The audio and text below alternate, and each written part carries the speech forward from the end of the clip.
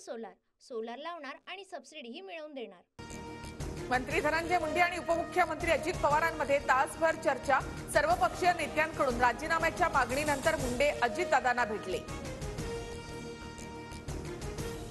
माझ्या राजीनाम्याबाबत चर्चा नाही, अजितदादांसोबतच्या बैठकीवर धनंजय मुंडेंचं स्पष्टीकरण। माझ्या विभागातील कामांसंदर्भात चर्चा, नववर्षाच्या शुभेच्छा दिल्या, मुंडेंची प्रतिक्रिया। खंडणीसाठी मंत्री धनंजय मुंडेंच्या सातपुडा बंगल्यावर बैठक। मुंडेंनी 3 कोटींची खंडणी मागितली। बैठकीमध्ये वाल्मिक कराड, नितीन बिक्कड हे उपस्थित। TV9 मराठीच्या मुलाखतीमध्ये भाजप आमदार सुरेश धस यांचे स्फोटक आरोप। महायुतीचाच आरोप करण्यापूर्वी सुरेश धसांनी त्यांच्या पक्षाध्यक्षांसोबत चर्चा करावी। तपास होण्याच्या आधीच एखाद्याचं नाव घेणं चुकीचं, मंत्री धनंजय मुंडे यांचं प्रत्युत्तर। वाल्मिक काकाचा आका म्हणजे धनंजय मुंडे। बीड हत्या प्रकरणात आरोप करताना सुरेश धस स्पष्टच बोलले, कराड मुंडे एकाच नाण्याच्या 2 बाजू असल्याचीही टीका।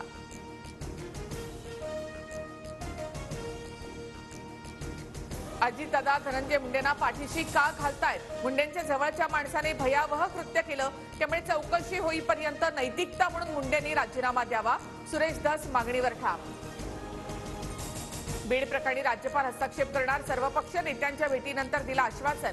मंत्री धनंजय मुंडे यांच्या राजीनाम्याची शिष्टमंडळाकडून मागणी।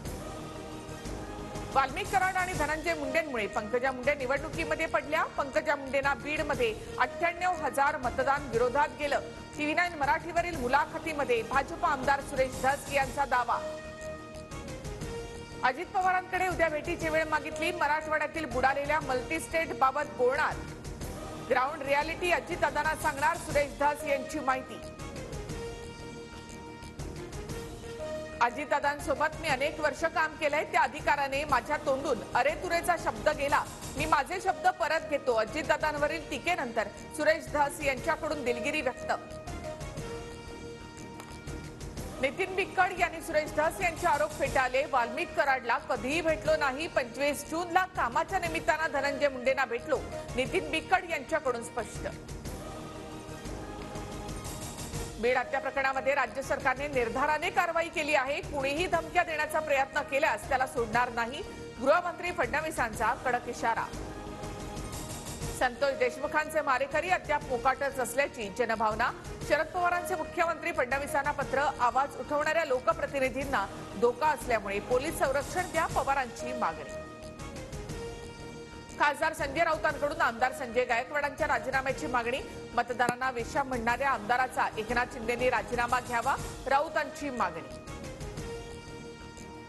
माझ्या पक्षानं माझे लाड केले की नाही ते मी पाहिलं, काल आलात तुम्हाला बोलण्याचा अधिकार नाही, छगन भुजबळांचा माणिकराव कोकाटे यांच्यावर निशाणा। मार्च महिन्यानंतर लाडक्या बहिणींना 2100 रुपये मिळणार। अर्थसंकल्पीय अधिवेशनानंतर 2100 रुपये देणार। नेवासा येथील सत्कार समारंभात राधाकृष्ण विखे पाटील यांचं वक्तव्य।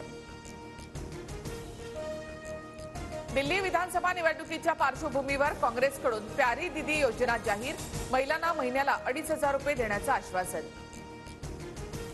भारत देश गरीब आहे, पण गरीब देशाचा राजा विलासी आहे। परदेशात प्रमुखांना महागड्या वस्तू भेट द्यायच्या हा मोदींना शौक आहे, सामनातून पंतप्रधान मोदींवर टीका।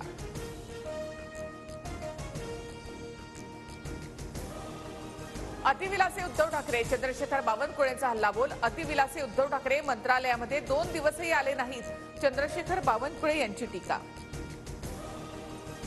छत्तीसगडमध्ये नक्षलवाद्यांचा जवानांच्या वाहनांवर मोठा हल्ला, 9 जवान शहीद तर 8 गंभीर जखमी असल्याची माहिती।